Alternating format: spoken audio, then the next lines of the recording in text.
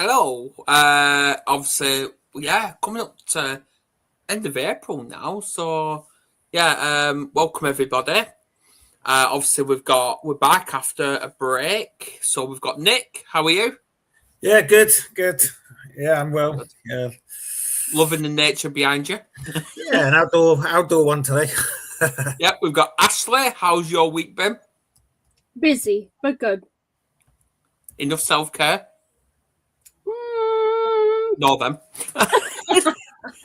I guess that's a loaded question, but it's okay. Of course. And we've got George, who I met through TikTok. How are you? Not bad. Ready to go. Ready when you are. Of course, and welcome everyone. Please do share this, subscribe if you haven't already, and we must put out this is a trigger warning stream because we're discussing why you are not broken. So, George, before we dive into the topic, give us a little bit of an insight who you are, where you're from, and what you do to help people.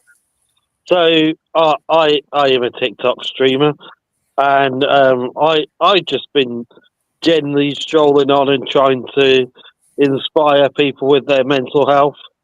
I the things that get me going is the fact that the numbers for people harming themselves and that is going up. It's never gone down, and I'm just around to do my bit, really. Absolutely, yeah. So, we'll dive into the topic. So, the first question surrounding You Are Not Broken. George, I'm going to give it to you. So, what's something people often misunderstand about going through hard times?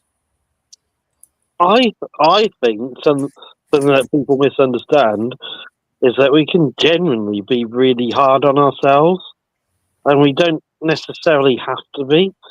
And I think what we sometimes do is we can be overly critical, and you know, I think we all just need to take a little step back and do a bit of reflection. I like the idea of reflection where you you're just thinking about what's happened and what's gone wrong, and then trying to think about some positives too. About actually, it wasn't all my fault.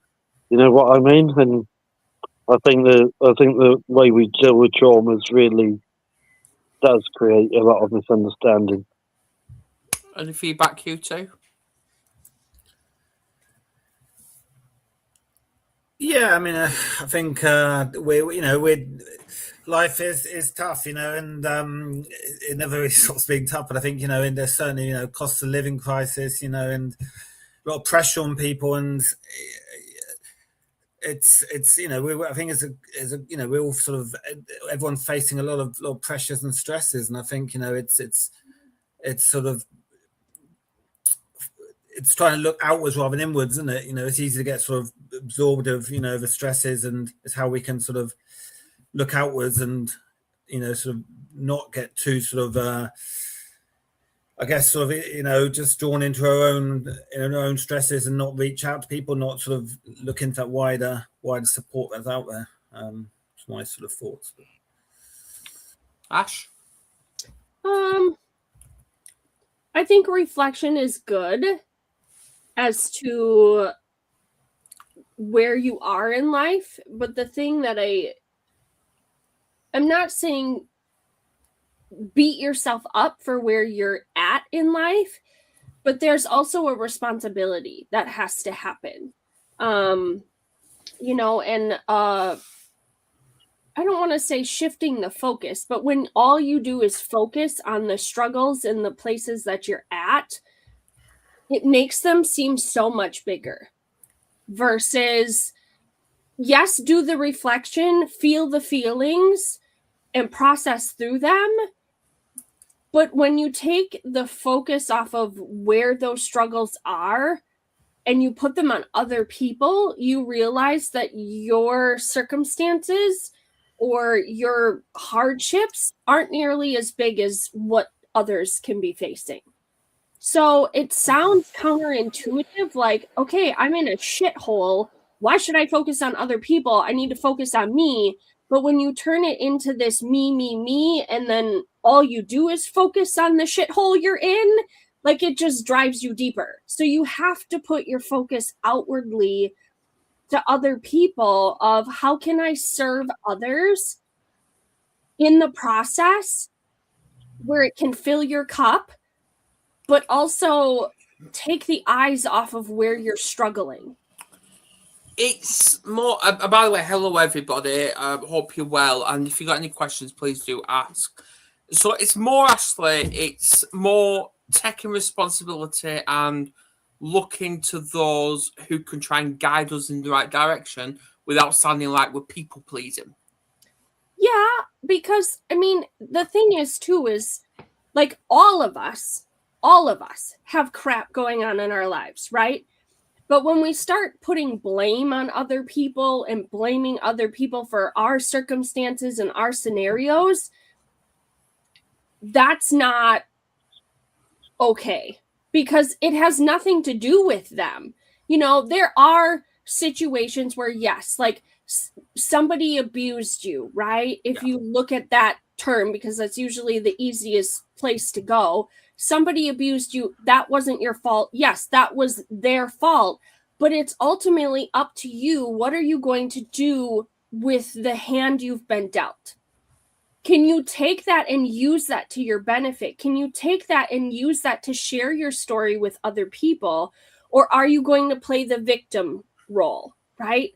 And I'm not saying don't go into like victimhood for a period of time, but you got to put an end date on it. Like you can't stay there your whole life, because if you stay there your whole life, and I've seen this in people in my lives, when you stay in victimhood and it's everybody else's fault but your own, and like you're constantly playing that blame game, you're going to live a very miserable life. And you're going to suck the other people that are trying to help you or guide you along the way. You're going to suck them into the hole with you. And that's up to you as to whether or not you get sucked into the hole with that person. But it's take responsibility for your part in what happened, right? And abuse, yeah, there is no necessarily responsibility to take for you in that. But yet again, you can use that for the betterment of other people and your life if you're willing to. That's the big key. You have to be willing to be like, this happened. There's nothing I can do to change it, but this is what I do moving forward. What do you think, George? Yes, I sort of agree with what you're saying, but I have a totally different standpoint where I've been a care worker, and I believe in supporting the individual, and it's about empowerment and saying to somebody, no, actually, you have your own thoughts and all that, and you don't have to be dictated to, and all that. And I think as particularly as a care worker, when you say to somebody, well, actually, you got a choice, you can do this or not, it's up to you. And then when you're given somebody that power, it's like they're reborn again. You know what I mean? It's like, well, actually, I can start taking my life back and piece by piece. You know what I mean? And yeah, that's more what it's about for me. Is just being able to guide. I would agree with you both.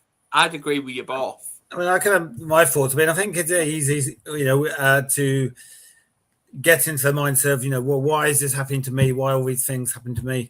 And I think it's not. It's more sort of what can I do about it? And any action is better than no action. I think sometimes you get overwhelmed and think, well, how do I move forward? But it's any action is better than no action. And I think that it's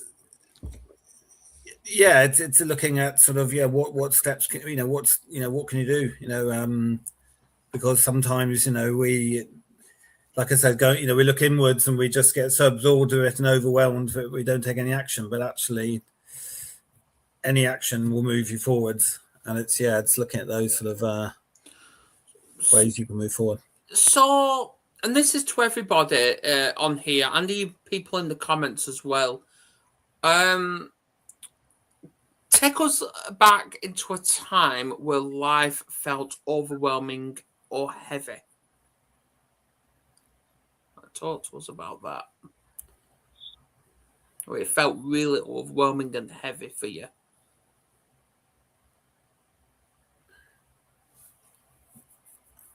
Well, I mean, I think for me, when I was, got some challenges with a lot of my, I've talked before, a lot of my, relationship broke down. I was out of work and I sort of ended up homeless, and I was thinking, well, I don't have work, I don't have any, money, I don't know the right people, but I think it's trying to sort of reframe it to, I don't have money yet, I don't know the right people yet. Because I think there's a finality to thinking, well, I don't, I can't change things. I don't know, I don't have any work. I don't know the right people. But it's trying to sort of, for me, it was when I started to shift. Well, I don't have a job yet. What can I do to get one? Or I don't know the right people. Well, okay, what can I do to expand my network so I can get the right people? For me, it was trying to, shifting that mind frame from the finality and that I can't change the situation to trying to sort of open up to my possibility that actually, in the moment I haven't, but what can I do to tweet these somewhere? I haven't got it now, but we think obviously, George, we've got a comment here, and obviously you used to be a carer. A comment: I used to be a young carer for my mum and brother. It's overwhelming and a heavy situation as I was having to go to school at the same time. Oh, I think that is really quite. When somebody's been through that, it's understanding that they feel quite low. But I also think that they deserve this piece where somebody says to actually, look, you're still here and you're still fighting, and look what you come through. You know what I mean? And it's not about necessarily looking back. It's about looking back and going, well, actually, we've overcome that, so I can use that as part of my character to give me strength. You know what I mean? Yeah, it is. And does that identify with your journey? Obviously, you have to take care of people, or while dealing with your shit, shall I say? I mean, it does a bit. It doesn't identify with my journey a bit, which is sometimes people would trying to come up with a situation now. Like sometimes people would feel quite negative, particularly when it comes to putting their loved ones into a nursing home or something like that, and you feel like there's sort of dishonour and a disservice, like I can't do it no more. And actually, it is more than a normal emotion to go through, and the other emotion you got to deal with as well is that not everybody working with them is as trusting as you are.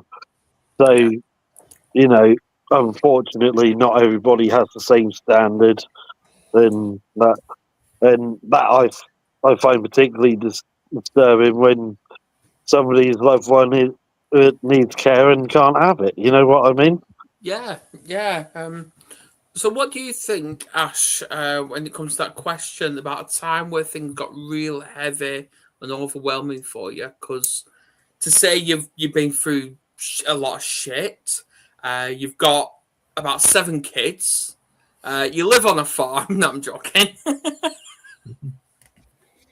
It's just ducks and chickens. It's fine. Of course. So for me, I think the heaviest time, I mean, there's been a few, but the heaviest time I would say for me when I think it all caught up was when I got sick. Because there had been so much exhaustion and just overwhelm in general. I mean, having 6 kids, you know, and then a fresh new baby, making it number 7, like it just all compiled. And that heaviness, I would say more so even after I got out of the hospital. During the time, it was more the mental struggles of, am I gonna make it home to see my kids? Like, is this it? Am I going to get out of the hospital? Like, what's happening within my body that, why is it doing this? You know, so there was that mental back and forth heaviness, if you will.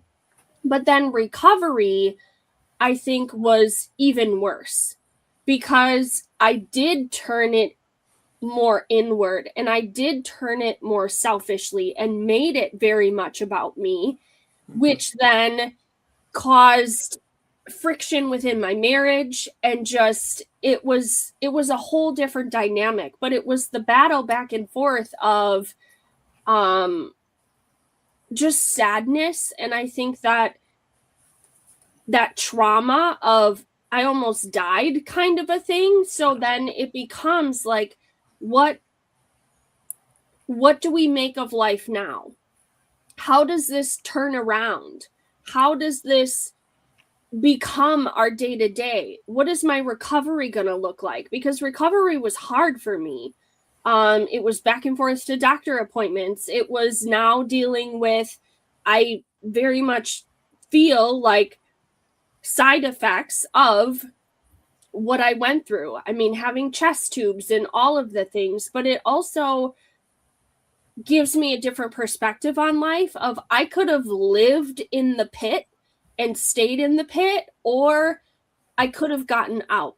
And I chose to get out, and I chose to turn it around into what I do today. That didn't happen right away, but I think it was the catalyst to why I do what I do today, and helping women to get through that overwhelm and really connecting the pieces as to, and some men, why do I people please? Why do I not set boundaries? Or when I do set boundaries, why do I feel guilty? Why do I feel guilty when I take care of myself?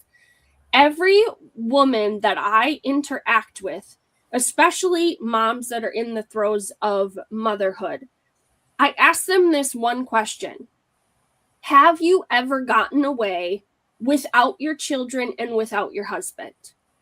Just by yourself? And the overwhelming answer is no. I don't know what that looks like. I've never done that before. My kids are like 10 years old and I've never gotten away. Or my husband and we don't get away. Or like all of these things, right? And it's like, you have to figure out how you can take a night or a weekend just by yourself, because that, it resets your mind and it helps you clear that overwhelm, to not be needed at a constant.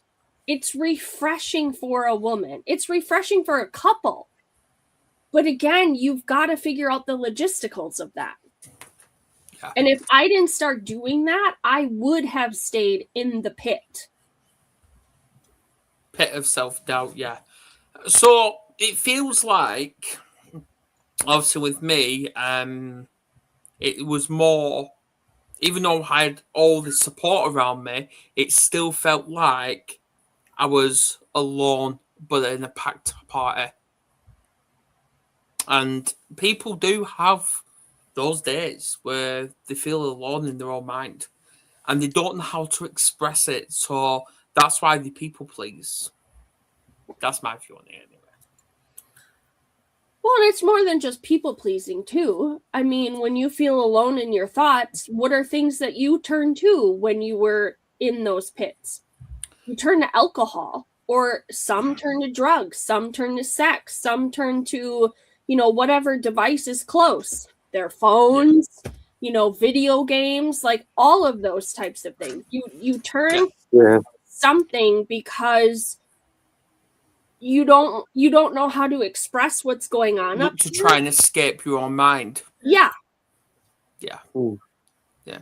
So all of you, and it's the same question, this question now is, what did your lowest point feel like? Not just what happened. George? Oh, not just what happened. So, Oh, the good questions. that was really challenging. So, the lowest point is when I suppose I'll be the first to admit this. I'm the most. I used to be the most arrogant person when it comes to mental health. I used to go around and think nothing will touch me, this, that, the other. And actually, one day it did catch up with me, and then that moment of surrealism, like where you just like feeling really low, and you just it almost feels like you're suffocating in one way, doesn't it? And I'll also admit this as well. I am one of the worst people at telling people how I actually feel, and I don't know whether it's a superpower or whether it's just the way that I've been brought up. Just been taught to like get on with it and all that. And actually, when those feelings like home in on you, that really does quite a bit of damage. And like, yeah, I was offered counselling, and I still haven't done it. Just mainly because the way I've seen it is like, I know we say that we should put ourselves first, but at the moment it's my family first. It's the kids. And, I don't feel I get enough out of counselling with the kids there. You know what I mean? And it's just the way the cookie crumbles, isn't it? Yeah. Did I answer it properly? Yeah. Yeah, there is no right or wrong answer. Oh, There is okay. none. All right. Don't see it as an interview, buddy. Don't see it as an interview. Just see it as a nice discussion. Nice open discussion. No pressure. No pressure. So, a little bit of fun, and this is to people in comments and you three. I know I normally do this at the end, but I thought I'll do this now. Pick a number between 1 to 4. I'll say 4. Okay, Nick. What's the danger of and with your personal experience, what's the danger of identifying too strongly with our struggles? Well, I mean, I guess it's how you define yourself. Are you do you sort of do you associate, define yourself with what's happened, or what in the past, or do you define yourself with where you are now or where you want to be in the future? And I think it's getting that balance, because obviously our struggles are an important part of who we are and our story. But I think we got to be, I guess, not getting, always being sort of stuck in the past, stuck in that struggle. So it's trying to sort of keep that as our story that motivates us to keep moving forward. Our struggles should be something that motivates us to learn from it, and and move forward and help others. But we don't want to be sort of just stuck in that, really. Exactly. Yeah. Brilliant. Yeah. Right. Obviously, David, you picked 2, and Martin, you picked 3. So that means Ashley and George, you've got 1. So, David, this is for you. How much of our pain comes from comparison or expectations? And Martin and this is a brilliant one, is being broken actually just a story we've been conditioned to believe? So for you two, is who or what taught us the idea that we're broken?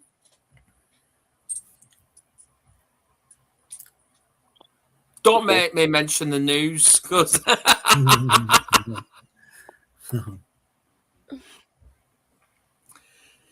Yeah.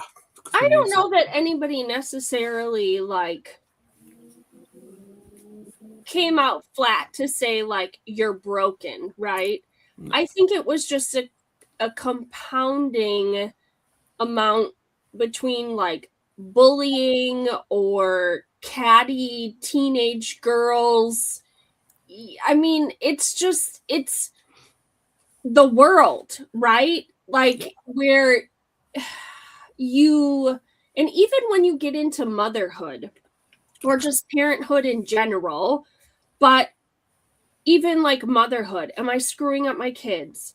Like, are they going to need therapy because I'm broken and I haven't healed from the things of my past, so I'm trickling that onto my kids. It's just this formulation, I think, that we create in our minds because of the things that we've gone through and whether or not we heal from them. And if we don't heal from them, how are we pouring that into our relationships? How are we pouring that onto our children? Am I not good enough? Like you go into this mental spiral of thoughts that make you feel broken. But in reality, like nobody ever necessarily told you that. It was just what you formulated in your head based off of experience as a child or a teenager and into adulthood. Like you just formulate your own thoughts. Like, I must be broken. I must be damaged goods. I must be, whatever. Feeling shattered on the inside, yeah. Yeah. Yeah. As I say, I mean, if struggling isn't the bad. To be struggling or have struggled isn't a bad thing. It's because we all struggle. It's how it's whether you had the courage or strength to get through it. Isn't it really? So, I think it's easy to set standards in our mind, expectations of how we should deal with situations. But I think to have struggled is not something we can look at and say, well, I struggled with that. Why I shouldn't have struggled with that situation or found it challenging. But that's a normal part. Is that actually, how we sort of manage to find a solution. Keep going. Yeah. And David, when you said I feel I need to share here, share open all what you can. Yeah, here is a safe space. It really is. I know it's a public platform, but it's really safe space. Martin's put broken enables me to make a choice about change for the better or stay in the same place as a victim. Mm-hmm. So, George, what about you? Oh, I'm not sure whether my response will be valid. We'll see this. Everything's valid. One of the things that I always remember is when people say the phrase "nobody's been through what I've been through," and I've noticed this particular phrase is getting more and more prominent and coming around a lot more. One of the things that I used to blame, I know it sounds ridiculous, is things like EastEnders and the soap operas, because everything is as bad as it could be, really. Like, they often feature death afterwards as well. And you know what I mean? And I just think that the world needs to see a more positive outcome to what actually happens, because it's not, none of it is reality. And like the idealism of like some of the things that they come out with, I don't know whether people think I'm daft or not, but I just think stuff like that is breeding the issue, I agree. So, and it's brilliant to see everybody shifting that victim mentality, basically telling it to fuck off. I love it. I really do. Everything is as bad as we make it, I think, Pad. This is my view on it all. I keep saying this. Do we live in a toxic, discriminating, racist, divided world? Yes, we do. But it's only that if we focus on that. But if we focus on the positivity in our life and could choose to live life, not focus on the shit, I think everything's going to be all right. It's setting those boundaries with ourselves. And I feel like, as obviously Kerry's just said, it's a choice to stay a victim, shift your mindset and move forward. This is why you will never, ever, ever hear me say to my kids, always look back on something. I'll never say it because I got told that and it caused me shit. I always say move forward in life, look forward. Will you fall? Yes, because your goal's in front of you, your lessons behind you. Let's do fall backwards or fall forwards, you know. Exactly. So let's go again. 1 to 4. 2. One. All right. This time we're shifting away from the negative and we're actually looking about shifting the mindset now. So 2, was there a specific thought, person, or experience that changed your direction, Ashley? Yes.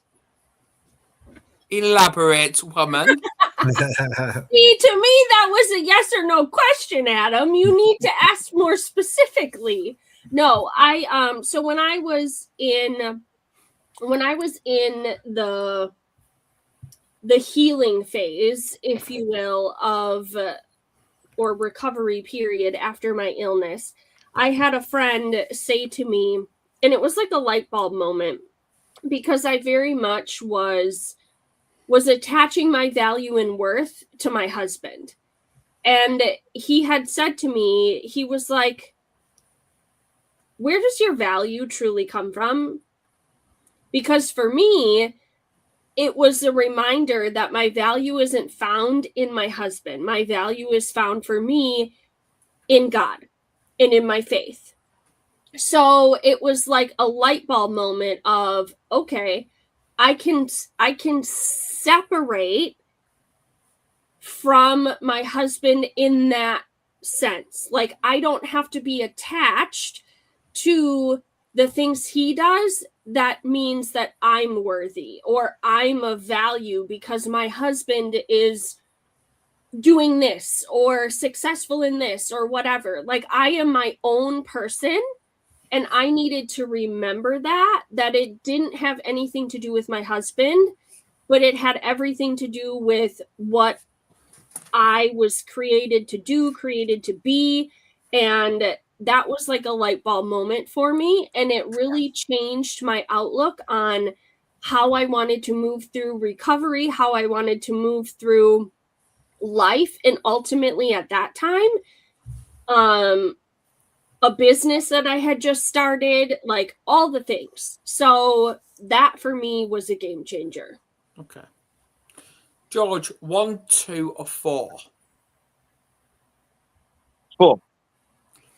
What does healing actually look like in real life, not the social media version? So, I suppose I think that the healing at times is a myth with mental health, because some people will say that they've been on a total journey and all that. I turned it all around and all that, but actually those negative thoughts still stay with you. So healing actually looks like, I would say that you've got something, that you got a technique that you can use to deal with it, but they can set you up for life. But actually, we know that some of these things don't actually really. I think the negative thoughts stay with you forever. It's just about how you choose to How cope you with deal it. with them. But there you are. I don't know what others think. I had one lead around here tell me that mental health was like a cut leg, and that we should be able to talk about it. We go to the hospital for a cut leg, but not for mental health. So I think to myself, it's not a cut leg. You can heal a cut leg. Some of the stuff people have been through, like sometimes there's no words that can really cover it up. Exactly. Mental health comes over everything. Mental health comes first every time. So people in the comments, 1 or 2. Oh, this should be fun. I love that we interact with the viewers as well. That's just how it goes. 1 or 2, which means Nick, you've got the other one. I'll take the 1. 1. Or 2. Kerry's beating you to it. She beat me to it. Right, so Nick, number 2 is, was there a specific... oh, no, it's 1 and 3, sorry. 1 and 3. Right, so... Nick, how do you begin rebuilding when you feel like you've lost yourself?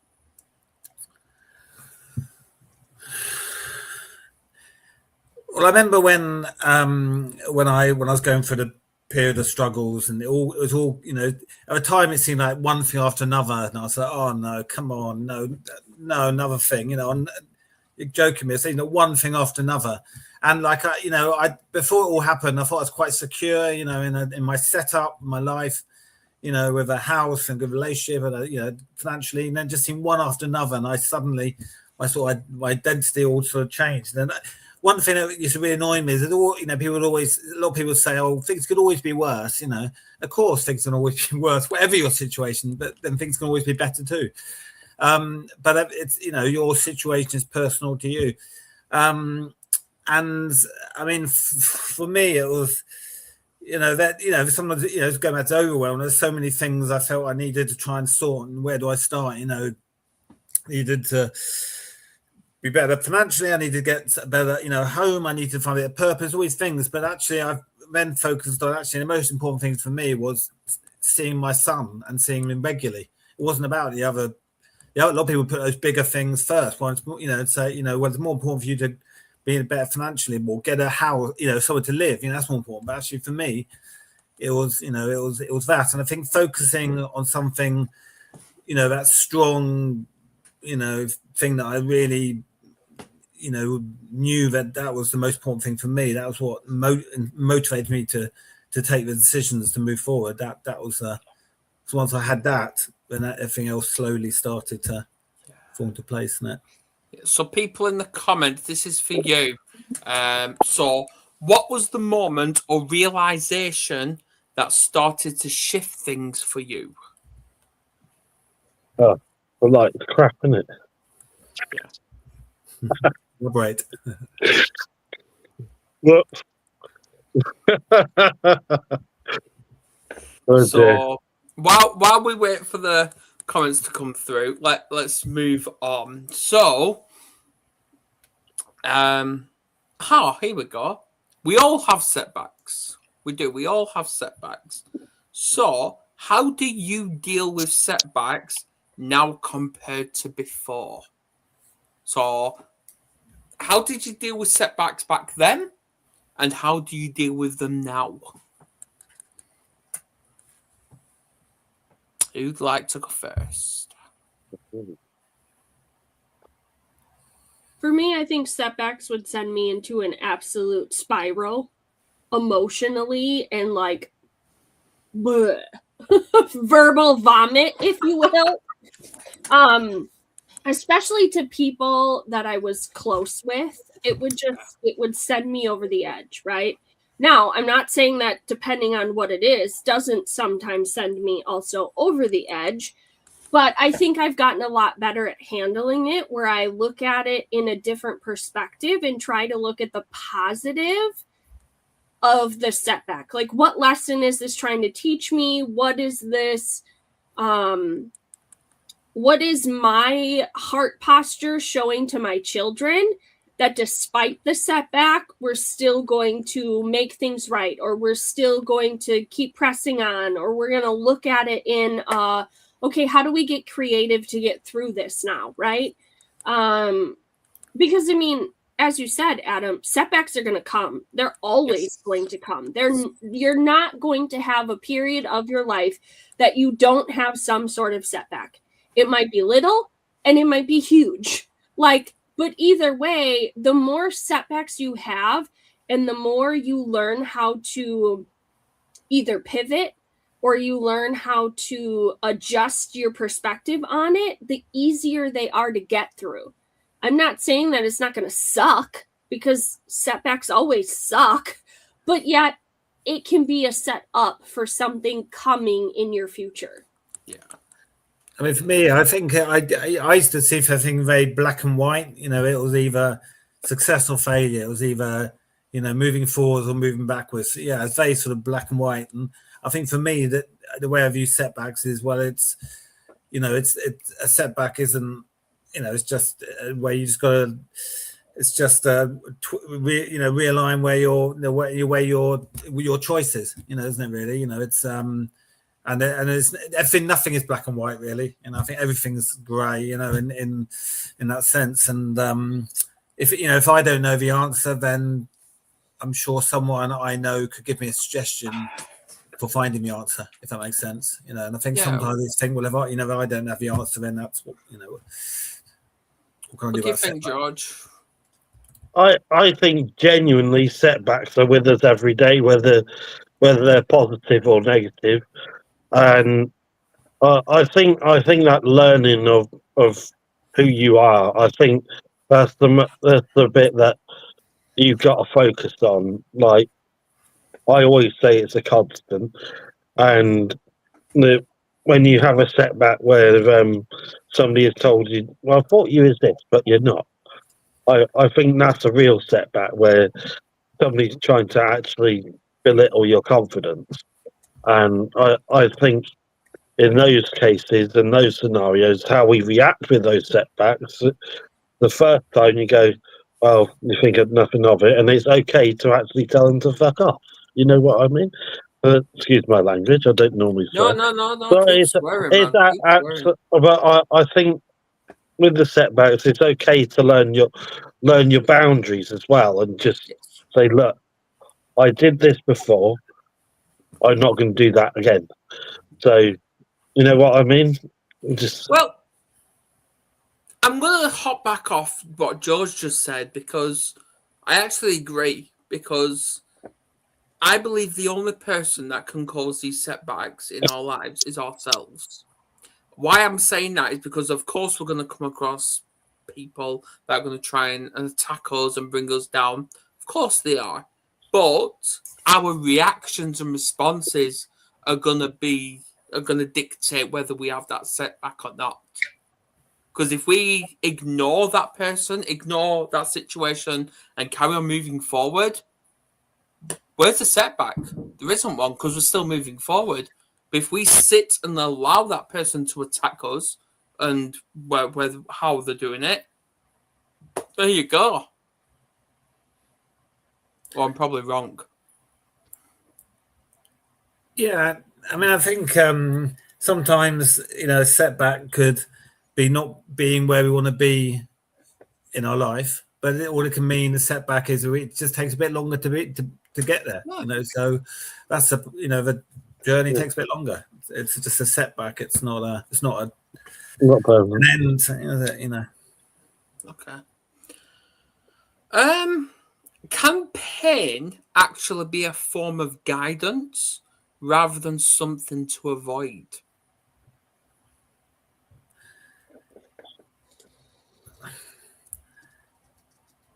Physical pain or pardon just me. Pain in general. Just pain in general. Mm. I mean, the trick. I won't say avoid it. I don't think we should ever avoid it. No. I don't think you can avoid pain, whether we like it or loathe it. Really, to be honest, I think at some point we're all gonna face some sort of pain, and it's about being prepared. Like, this is gonna happen. This shit is gonna happen, and you just got to deal with it there and then. Yeah. I mean, I know Ashley's going to say something about this. I know she is. I can see it. Nick, go on, Nick. Well, I was going to say, I mean, I think it's, you know, the sort of the good things in life, the rewards, the pleasure, whatever, are things that pull us, forwards. And But I think pain is the thing that pushes us, sometimes. So it's Pain can raise our awareness. There you go. Pain can be a great motivator in that way, because no one wants to go through pain, and everyone wants to move away from it. So I think it can play a part in getting us to take the action and move away from it. Okay. And this is to everybody, people in comments as well. If you come across yourself right now in your darkest moments, what would you say to your past self during it? What would you say?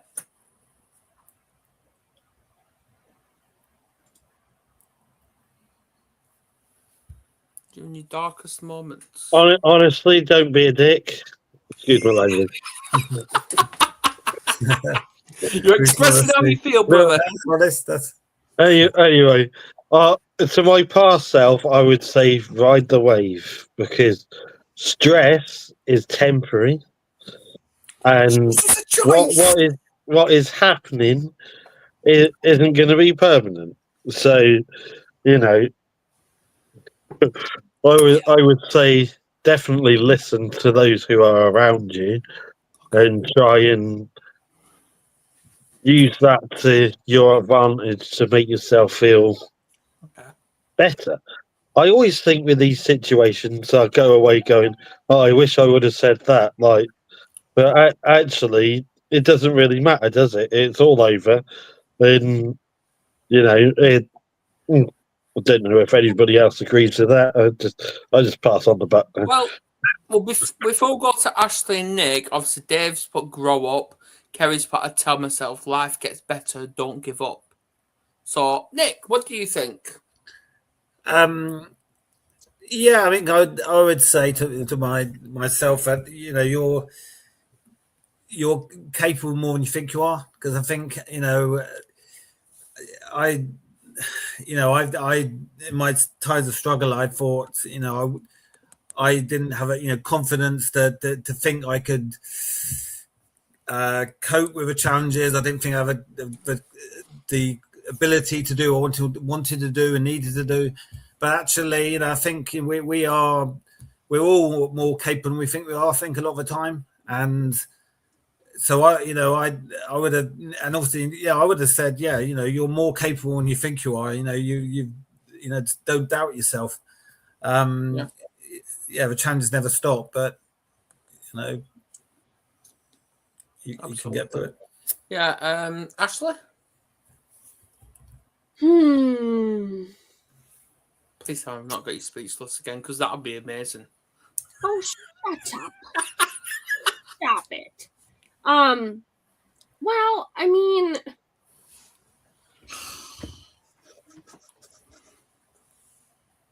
if I had to tell my young,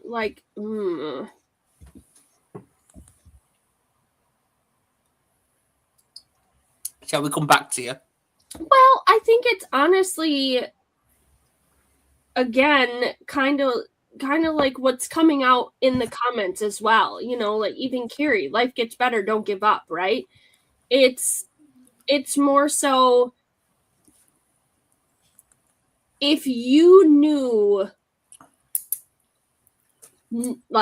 then what you know now, how would life be different? Yeah. Kind of a thought process. You have to go through the crap to see what's on the other side of it. So we have to go through shit to grow. Well, yes, but it's one of those things of, I don't think that there's any one magic thing to tell, if you were encountering your younger self or your past self or whatever, because in all honesty, all of us have to go through what we go through to come out on the other side. Yes. So I don't know that I would necessarily give different advice or necessarily change anything that I've gone through, Because if I wouldn't have gone through those things, I wouldn't be where I am today. Yeah. What about So you, I Adam? just- Also, Yeah, What about me? I we'll wouldn't catch say anything because I'm actually wearing what I'd say, and that is my story's not over yet. yeah. I've actually got the tattoo right there. My story isn't over yet, and everything that I'm going through is just a part of my story. Well, and again, you get to write the chapters, right? You get to write. I am writing the chapters because I'm not letting people write it for me. Yeah, you get to write the chapters in the book. So Yes. I don't know that. Again, I would say anything different. I mean, would there be some things I would change? Like, yeah, take better freaking care of yourself, you know, in the throes of motherhood or when you're in those young stages of motherhood. But again, if I wouldn't have gone through that exhaustion and that burnout and all of those things, I wouldn't have the experience to share it with another mom today. So as we move on, Carrie says roses grow better in shit too. they do. I was gonna say the line. What do you think this is? Jack and the Beanstalk, growing with shit. no, Yeah. that's your bean. I know that though. Yeah, be a bit Okay. flowers growing good shit. Yeah. For someone watching right now, and we've had a lot of brilliant comments tonight, we really have. So for someone watching right now who feels lost, what do they need to hear?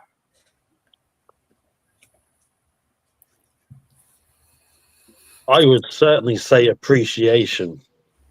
And gratitude. I think when somebody feels lost, they feel like nobody cares for them, and actually, this needs to be time where you broaden your horizons and look at those little things that really inspire you, and that'd be stuff like going for a mini walk, like on the beach if you can, or just to the park, and even just having a chocolate bar and just really enjoying something, the simple things, you know. I bet that'll really boost somebody that's been lost. But definitely look at those who's around you as well. Okay. So obviously these questions are aimed at the audience, by the way. So Ashley, since you are more into this, what's one belief people need to let go of immediately? I would say fear. Well, the thing is though, is fear. You were never given a spirit of fear, but fear is still there because we're human and that's like just a natural part of our being. But I would say the belief that there's a lot of them that I could honestly throw out there right now, but to pick just one is the belief that everyone has to have access to you. Mm-hmm. This is something that I've been talking about quite a bit. And I plan on doing a workshop on in May, because we feel like if somebody has crossed a boundary and we struggle to set boundaries or hold those boundaries with people, we feel like everybody has to have access to us. Whether they've hurt us or not, they get access. And that's simply not true. Because setting those boundaries, it protects you. It doesn't make you mean. It doesn't make you cruel, if you will. It simply protects your peace. So if there are people in your lives that continue to cross boundaries and mistreat you and just zap out your energy, I would say don't give them access anymore, because they're living rent-free up here in your head and they don't need to be. Because if you're thinking, well, this person is, XYZ, they're probably talking about me, whatever. you're giving them rent space. They probably don't even give two shits about what you're thinking. They don't know that they hurt you. They don't know any of it, but we're giving them our thoughts and our energy and our peace. So don't give everybody access to your life. I mean, yes, in the world of social media, everybody has access, but there are some things that you just hold close and you keep private and you don't share with the world. Don't give everybody access. I'm learning that as well. Again, myself right now. Yourself, Ashley. That not everybody gets access, and it's okay. And if they want access, well, their actions better follow that are going to back up, with the words. Action speaks louder than words. Yep. So, that's true. That's true. Right. So, as we're wrapping up, last questions. Pick a number 1 to 4, everybody. Again? Shut up. Right, I'll say one. Okay. George, if you could leave everyone with one truth about themselves, what would it be?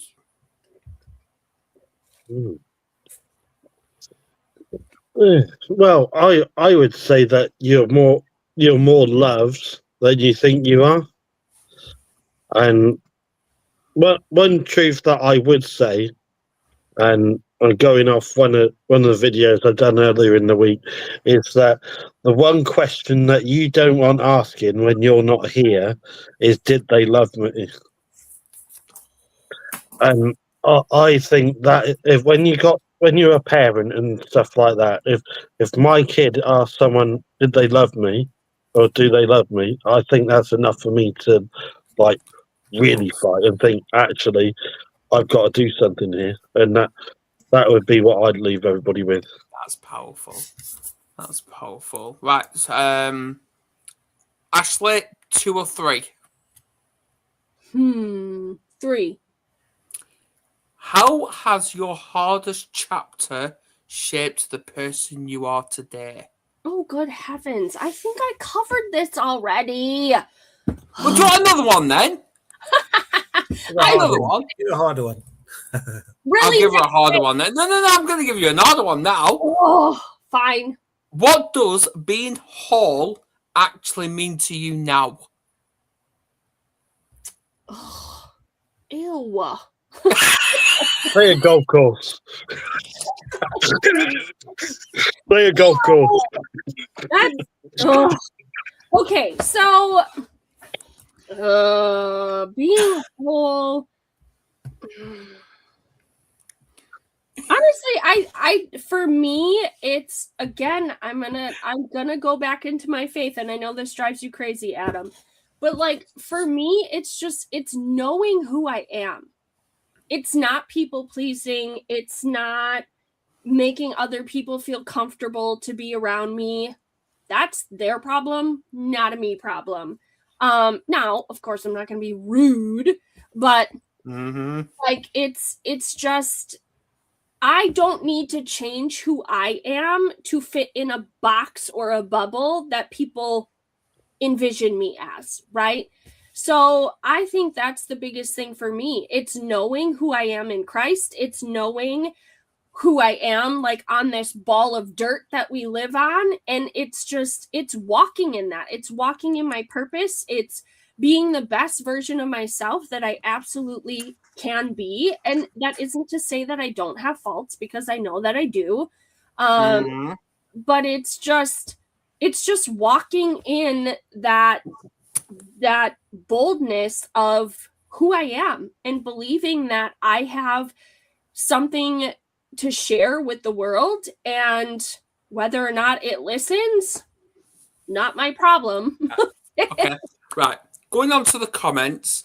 You're right, Kerry. I don't ask easy questions. I like to make people think. Yes, because I want to bring the best version out of that person. I really do. And yes, one comment. Have you ever tried telling your wife she's wrong? It never works. No, it doesn't work. No. It's the one way to get beat up straight away. And thing is, they don't forget either. No, they don't. Never tell your wife she's wrong. Oh, Good lesson. See, right. I admit when I'm wrong to my husband, and then you don't. yes, I do, and he will very much be like, can you repeat that? Get it on record. Record it. Yeah, exactly. Yeah.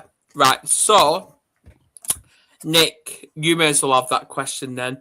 How was the hardest chapter shaped the person you are today?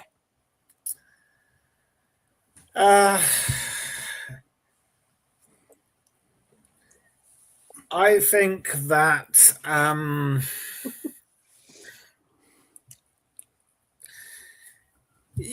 think that I have learned that I can. I'm more resilient than I thought I was. I think I'm proud of what I've been through. I'm proud of what I've what I've achieved since then. Because when I was in that point, I thought I'd hit sort of rock bottom to me, and I'd sort of lost everything, and had where but for me to get where I am now and constantly challenging myself and achieving more and moving forward, I'm sort of I guess really proud of that. And I think what I've learned is that actually I'm more resilient than I thought I was. And I think that's a lot of people perhaps think that at times, I can't do this, I can't, but I think we can all do more than we think we can. We can all we're stronger than we think we are. I think it's easy. So for me, that's definitely something Absolutely. And the final question